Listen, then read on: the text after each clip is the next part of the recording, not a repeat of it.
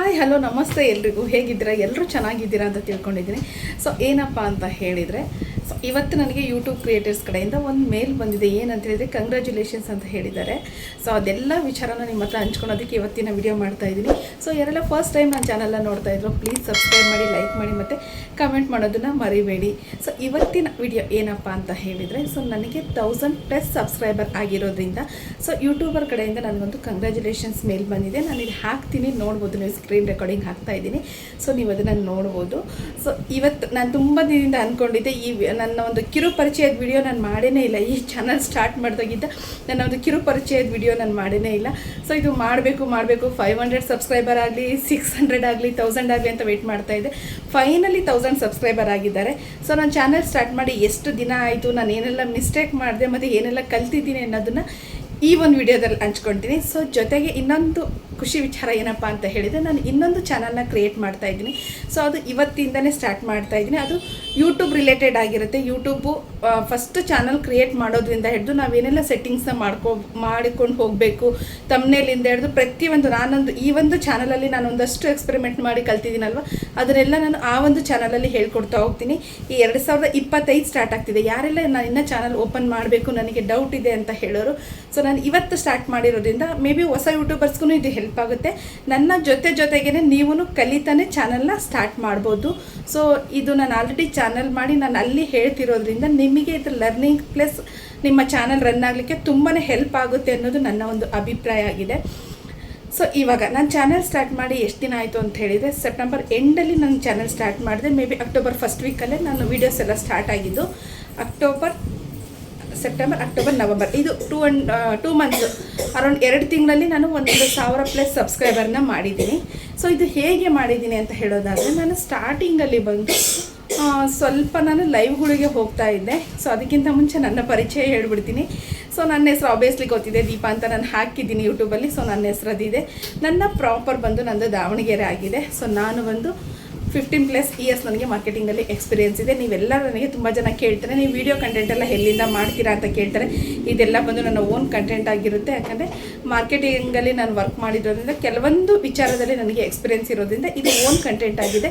ಗೊತ್ತಿಲ್ಲದೆ ಇರೋದನ್ನು ನಾನು ಬೇರೆ ಕಡೆಯಿಂದ ಕಲಿತು ಅದನ್ನು ನನ್ನ ಚಾನಲ್ ಮೇಲೆ ನಾನು ಎಕ್ಸ್ಪೆರಿಮೆಂಟ್ ಮಾಡಿ ಈ ಒಂದು ಚಾನಲ್ನ ರನ್ ಮಾಡಿದ್ದೀನಿ. ಸೊ ನನಗೆ ಯಾರೆಲ್ಲ ಸಪೋರ್ಟ್ ಮಾಡಿದರೆ ನಿಮಗೆಲ್ಲರಿಗೂ ಪ್ರೀತಿಪೂರ್ವಕ ಧನ್ಯವಾದಗಳನ್ನ ಹೇಳಲಿಕ್ಕೆ ನಾನು ಇಷ್ಟಪಡ್ತೀನಿ.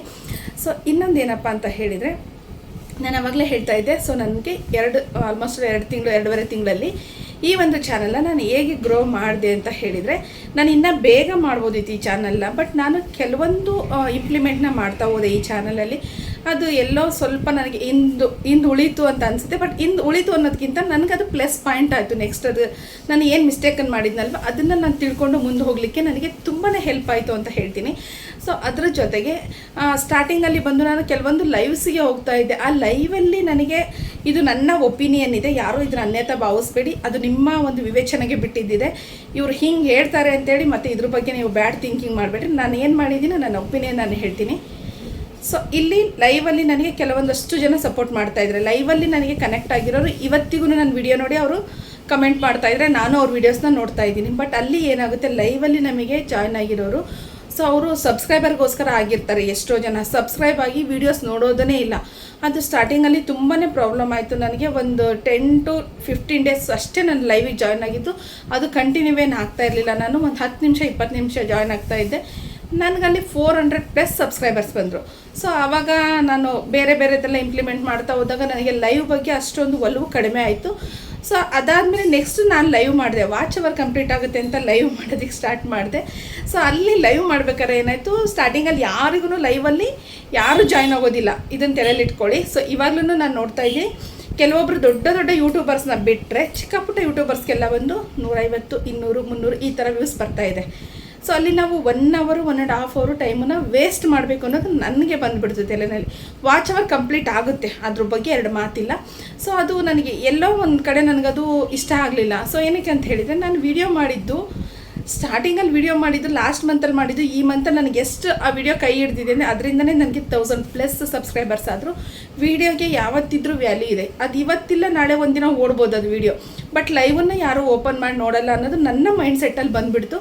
ಸೊ ನಾನು ಲೈವ್ನ ಸ್ಟಾಪ್ ಮಾಡಿದೆ. ಸ್ಟಾಪ್ ಮಾಡಿ 15 ಡೇಸ್ ಒನ್ಸು ಇಲ್ಲ ಮಂತ್ಲಿ ಒನ್ಸ್ ಮಾಡೋಣ ಅಂತ ಅಂದ್ಕೊಂಡೆ. ಏನಕ್ಕೆ ಅಂತ ಹೇಳಿದರೆ ಯೂಟ್ಯೂಬಲ್ಲಿ ನಾವೆಲ್ಲ ಫೀಚರ್ಸ್ನ ಉಪಯೋಗಿಸ್ಕೋಬೇಕು. ಸೊ ಒಂದು ಪರ್ಪಸ್ಸಿಗೆ ನಾನು ಅದನ್ನು ಸ್ಟಾಪ್ ಮಾಡಿದೆ. ವೀಡಿಯೋಸ್ ಕನ್ಸಿಸ್ಟೆನ್ಸಿ ಮಾತ್ರ ನಾನು ಬಿಡಲಿಲ್ಲ. ನಾನು ಎಲ್ಲ ವೀಡಿಯೋದಲ್ಲೇ ಹೇಳಿದ್ದೀನಿ, ಕನ್ಸಿಸ್ಟೆನ್ಸಿ ನಾನು ಬಿಡಲಿಲ್ಲ. ಬಟ್ ನನ್ನ ವಾಚ್ ಅವರು ಎಷ್ಟಾಗಿದೆ ಅಂದರೆ ನನಗೆ ಮೊನ್ನೆ ಹೇಳ್ತಿದ್ರು ನೀವು ಹೆಂಗೆ ಇಷ್ಟು ಬೇಗ ಮಾಡಿಕೊಡ್ರಿ ಅಂತ. ಅಷ್ಟು ವಾಚ್ ಅವರ್ ಆಗಿದೆ. ನಾನು ವಾಚ್ ಅವರ್ ಬಗ್ಗೆ ಇವಾಗಲೇ ಹೇಳೋದಿಲ್ಲ. ಸಬ್ಸ್ಕ್ರೈಬರ್ಸ್ ಮಾತ್ರ 1000+ ಸಬ್ಸ್ಕ್ರೈಬರ್ಸ್ ಆಗಿದ್ದಾರೆ. ಸೊ ಇವಾಗ ನನಗೆ ವಾಚ್ ಅವರ್ ಅಷ್ಟೇ ಕಂಪ್ಲೀಟ್ ಇರೋದ್ರಿಂದ ನನಗೇನದು ಕಷ್ಟ ಅಂತ ಅನಿಸೋದಿಲ್ಲ. ಯಾಕಂದ್ರೆ ಇನ್ನು 2 ತಿಂಗಳು ಮಾತ್ರ ಆಗಿರೋದ್ರಿಂದ ನನಗೆ ತುಂಬ ಟೈಮ್ ಇದೆ. ಬಟ್ ಅದು ನಾನು ಕಂಪ್ಲೀಟ್ ಮಾಡ್ತೀನಿ. ಅಷ್ಟು ಟೈಮ್ವರೆಗೂ ಹೋಗಲ್ಲ, ಅಷ್ಟು ಒಳಗೇ ನಾನು ಕಂಪ್ಲೀಟ್ ಮಾಡ್ತೀನಿ. ಸೊ ಹಾಗೆ ನಾನು ಇದ್ರ ಜೊತೆಗೇ ಸುಮಾರಷ್ಟು ಜನರು 2 ವರ್ಷ ಆಗಿದೆ ಯೂಟ್ಯೂಬ್ ಚಾನಲ್ನ ಮಾಡಿ, ಕೆಲವೊಬ್ಬರು 1.5 ವರ್ಷ ಆಗಿದೆ. ಪಾಪ ಅವರು ಎಲ್ಲಿ ಸ್ಟ್ರಕ್ ಆಗ್ತಾ ಇದ್ದಾರೆ ಅನ್ನೋದು ಅವ್ರಿಗೆ ಗೊತ್ತಾಗ್ತಾ ಇಲ್ಲ. ಸೊ ಆ ಒಂದು ಪರ್ಪಸ್ಸಿಗೆ ನಾನು ಏನು ಮಾಡಿದೆ ಅಂತ ಹೇಳಿದರೆ ಅದೆಲ್ಲ ಇಂಟೆನ್ಷನಲ್ಲಿ ತೊಗೊಂಡು ಸೊ ನಾನು ಇನ್ನೂ ಒಂದು ಯೂಟ್ಯೂಬ್ ಚಾನಲ್ನ ಕ್ರಿಯೇಟ್ ಮಾಡ್ತಾ ಇದ್ದೀನಿ. ಅಲ್ಲಿ ಕಂಪ್ಲೀಟ್ಲಿ ಬಂದು ಯೂಟ್ಯೂಬ್ ಸೆಟಪ್ ಮಾಡೋದು, ಯೂಟ್ಯೂಬ್ ವೀಡಿಯೋಸ್ ಮಾಡೋದು, ಎಲ್ಲಿ ಏನು ಮಿಸ್ಟೇಕ್ ಆಗುತ್ತೆ ಏನು ಅದನ್ನು ನಾನು ಹೇಳ್ತಾ ಹೋಗ್ತೀನಿ. ಜೊತೆಗೆ ಅಲ್ಲಿ ಜಾಬ್ ರಿಲೇಟೆಡ್ ವೀಡಿಯೋಸ್ನ ನಾನು ಹಾಕ್ತೀನಿ.